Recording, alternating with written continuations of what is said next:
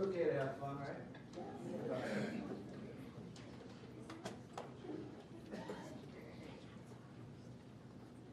Hey, we are in the book of Genesis. Go ahead and turn to Genesis chapter 4.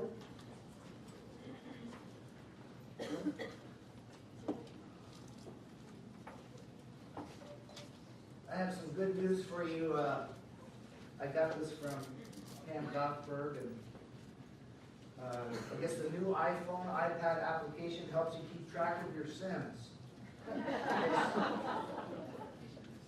And so I guess it's designers see it as a way to get Catholics back into the habit of repenting. And actually it's right here, but the story's right here. A screen display of a new app for the iPhone and the iPad designed to help Catholics prepare for confession. So there you go. If you want to download that, keep track of your sins. I would just rather be forgiven of them. There you go. So I guess if you want to keep track of them, you're going to be a busy guy, busy gal, right? Genesis chapter 4. Good to see everybody this morning. It's been a fun week for me.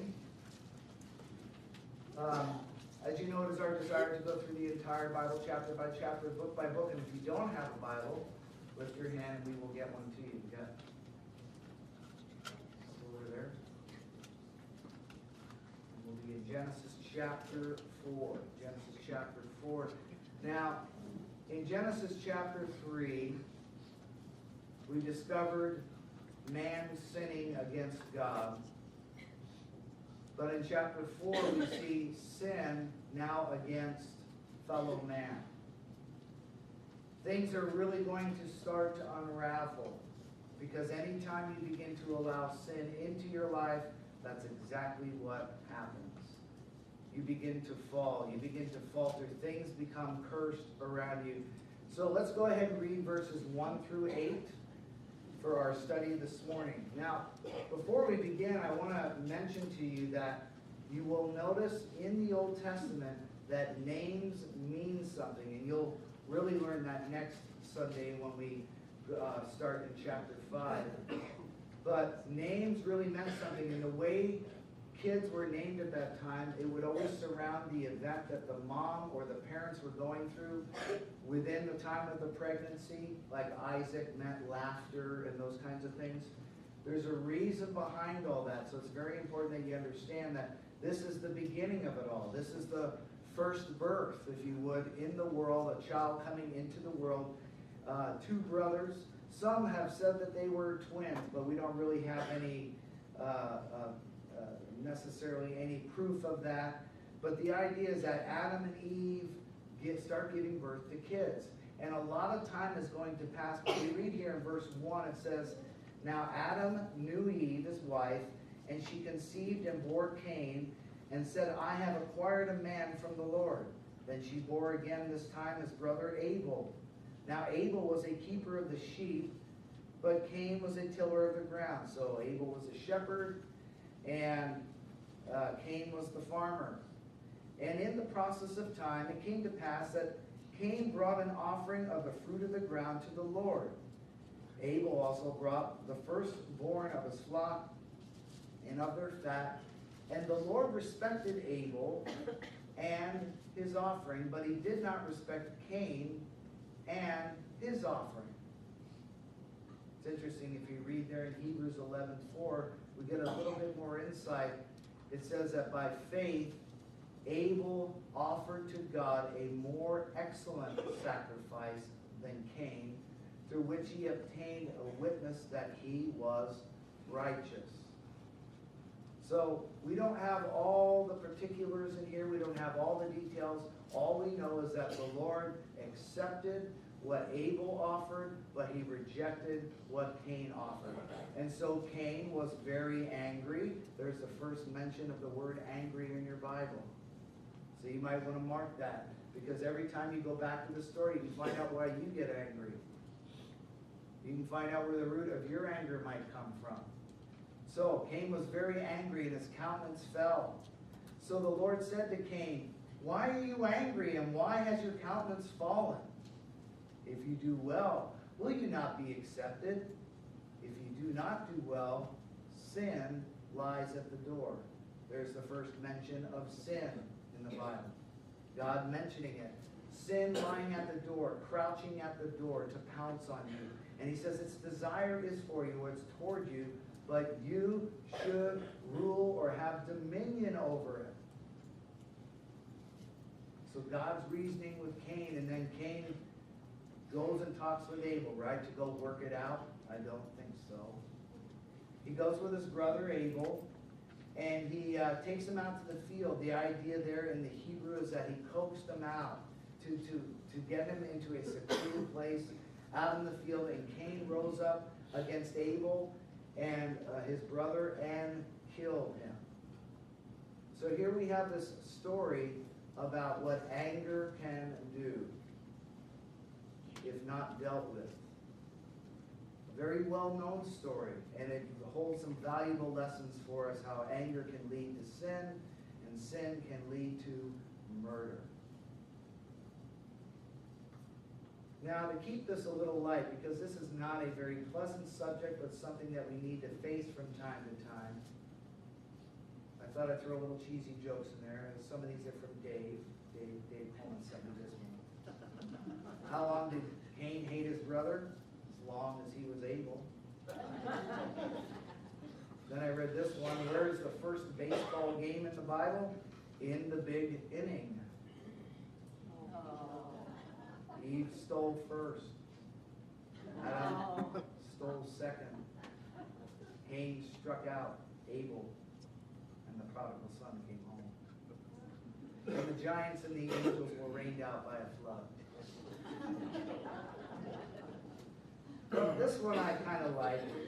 The reason Cain killed Abel, they were roommates. Here we see the first mention of sibling rivalry, huh? How many had to live with your sibling through the early years?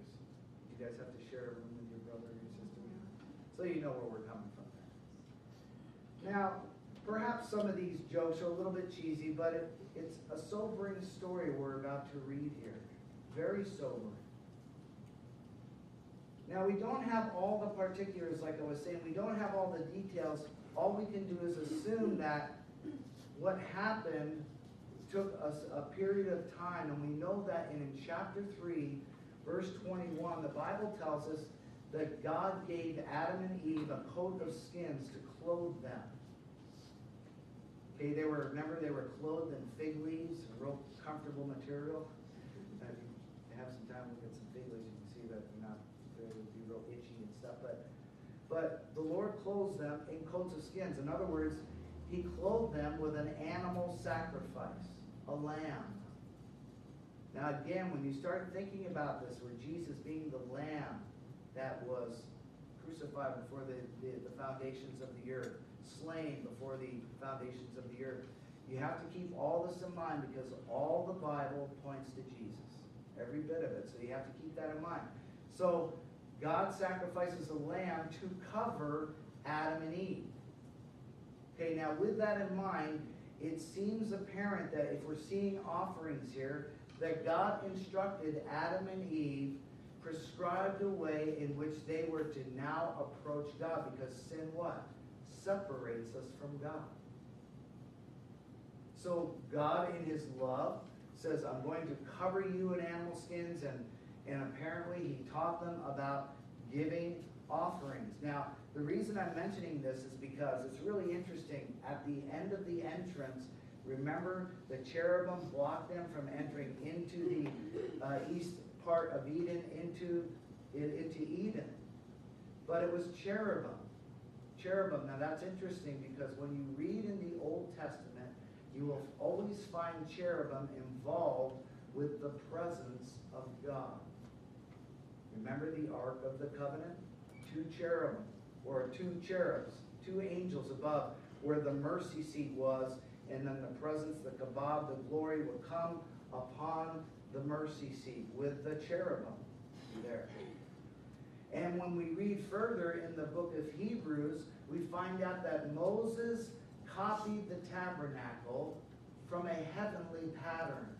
which means in heaven there is a living, breathing tabernacle, and the presence of God and the cherubim, you read there in Revelation chapter 4, are surrounding the throne of God. So, many have guessed or estimated that Eden could have been, if you would, heaven on earth. And the cherubim is where the presence of God was. So in order for them to be able to enter into fellowship with God, they had to give an offering. And so it's very likely that they built an altar right there by the entrance to offer up animal sacrifice, that they might be forgiven, that they might thank the Lord, that they might come before the Lord and fellowship with Him. Now, some of that is speculation, I understand that, but the idea is if you read the whole of Scripture, you can see that that would be the flow, that the only way they could enter into fellowship was a sacrifice, a blood sacrifice. So here they are, coming before the Lord. Now, another reason I'm saying this is that you will find from Noah and Abraham and Isaac, from time to time, they have a meeting with God. And what do? They build an altar. So it was ingrained in mankind from the very beginning that if you're going to thank God, if you're going to offer thanks to Him or pray to Him, there was a time where you would sacrifice something and offer it to the Lord. And so we see it all starting right here. So the first family starts with a boy named Cain. His name means acquired. Acquired. Literally, this is what Eve was saying. I have gotten a man, the angel of Yahweh, when she had Cain. Why did she say that? Eve was assuming that this young boy was the promised seed of chapter 3, verse 15, that was going to crush Satan's head, the serpent. So she said, I've gotten a man, the angel of Yahweh. This is the one, the promised seed. Quite the contrary, as we have just read. So, even though she thought that, it wasn't true. And then you have Abel. Abel's name means vapor or nothing. Now, why would you name your child nothing or vapor? It has been speculated that as Adam and Eve, who were subjected to a perfect earth, were now beginning to see the curse of the earth take over. Aridness, dryness, desert. And they began to say, this is, look at, everything's dissipating. It's becoming like nothing. And perhaps this is why they named Abel that, because they were witnessing what was going on, the tragic results of a cursed earth. Now, here's another misnomer. Here's another thing we need to get out of our minds. When we are thinking of Cain and Abel, please understand that there was a canopy around the earth slowing the age process. So we don't know exactly how old these two boys are during this event, but we can do a guesstimate by looking at chapter 5, verse 3. It says, and Adam lived 130 years and begot a son in his own likeness after his image, and named him Seth. Well, Seth comes after Cain and Abel. So we can only gather, if they received a promise from God that they were going to have a redeemer and it was going to come through the woman, don't you think they would have got busy and had children? So we know that at some time, very soon after what God said, they began having children. So we can gather that Cain and Abel at this time are at least over 100 years old of age.